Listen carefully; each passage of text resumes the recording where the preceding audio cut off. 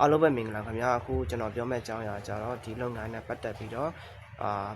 ပြောပြမှာဖြစ်ပါတယ် share လုပ်ပေးချင်ပါတယ်ကျွန်တော်ကြုံတွေ့ရတဲ့အရာနဲ့ပတ်သက်ပြီးတော့မျှဝေပေးမှာဖြစ်ပါတယ်let's go ဆိုတော့တွားလိုက်အောင်ခင်ဗျ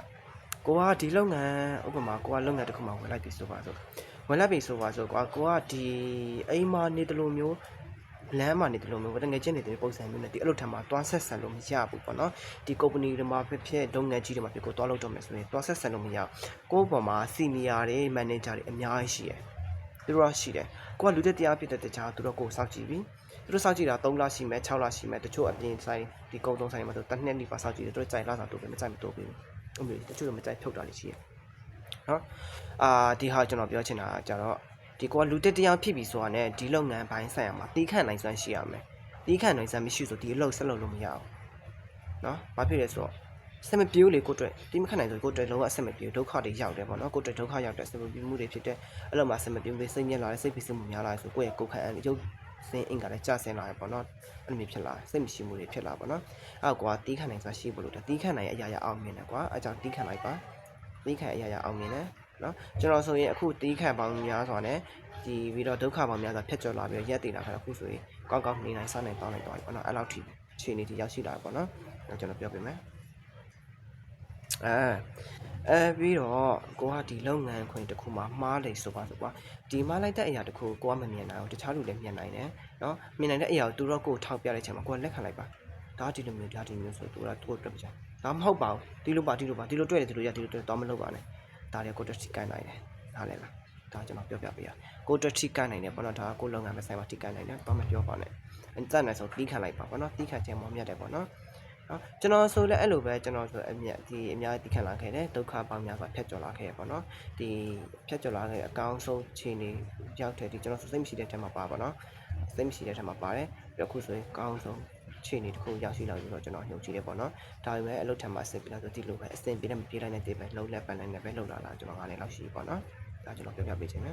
ပြီးတော့နောက်တစ်ခုကကျွန်တော်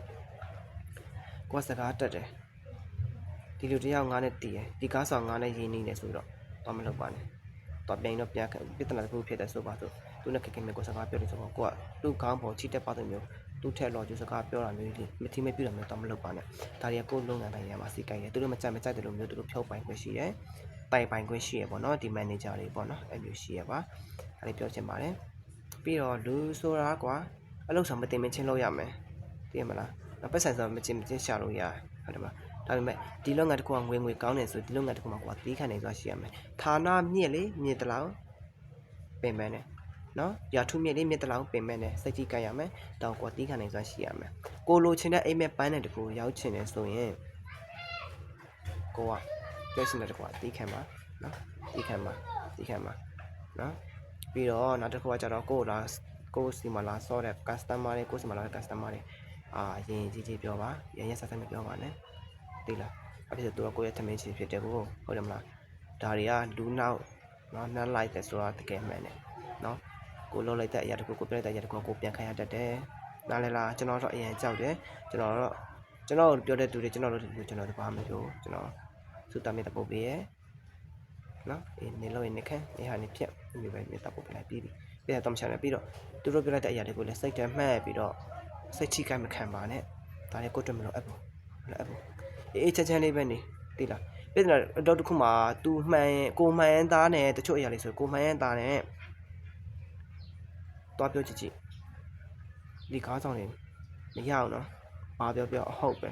ဲပြန်ပြောလို့မရအောင်ဘာဖြစ်လဲဆိုတော့သူ့ရဲ့လက်အောက်မှာကိုကလုံနေရလေဟုတ်တယ်မလားမှားလဲကိုကမှော်ဖြစ်ရမယ်မှန်လဲကိုကမဖြစ်ဒါပေမဲ့ကိုတုံးတက်ဖို့ပဲလိုတယ်သိလားအေး तू ကဒီလိုပါလားဆိုကိုတင်ရပြီ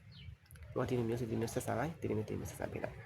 သူ့မှာဒီမျိုး case writer ရှိလားဆိုရင်ရှိတယ်ဆိုရင်အဲ့တိုင်းပဲလုပ်ပေးလိုက်နော်ကျွန်တော်ဆိုလို့အများနဲ့ကြုံတွေ့ခဲ့ရကျွန်တော်တက်ငယ်လေးပဲရှိသေးတာကျွန်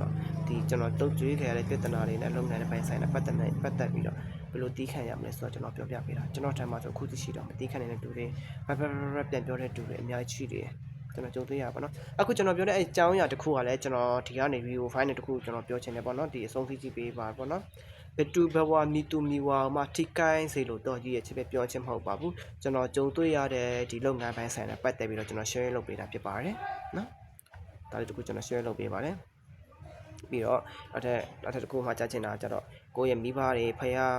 ကိုယ့်ရဲ့မိဘပြီးရဖယားတရားလုံးဝမမေးပါနဲ့เนาะနန္ဒ၅ပါးဦးထိတ်ထားပြီးတော့မျက်ရှိကိုကတော့ပါเนาะကိုတက်ကြီးသူတော်လာငယ်သူတော်လာကပြီးတော့ကိုယ့်ရဲ့ထမင်းရှင်ပေါ်တော့ကိုယ့်ရဲ့မန်နေဂျာတော်လာကလုပ်ငန်းပဲဆိုင်ပေါ်တော့အကောလုံးတစ်ထိတ်တော်လာကပေါ့เนาะစူသားမြင့်တာပို့ပေးပါဒါတွေကိုတက်ကောင်းတယ်ပေါ့เนาะပြီးနောက်တစ်ခုကကြတော့ဒီတန်ဖိုးတွေကြောင့်အမြဲရုပ်ပေးပါဒါတော့ကိုတက်ကောင်းတယ်ပေါ့เนาะကိုဖြစ်လာမယ့်အရာမျိုးကျူသိနေတယ်တော့တစ်ခါမျိုးကျူနေတချို့ဆိုအိမ်မက်ပြီးတော့အိမ်မက်လာပေးတာမျိုးရှိရပေါ့เนาะဒါကျွန်တော်လက်တွေ့ပေါ့เนาะကျွန်တော်ကိုတွေ့ကျူသိခဲ့ရလို့ကျွန်တော်ပြပြတာပါเนาะ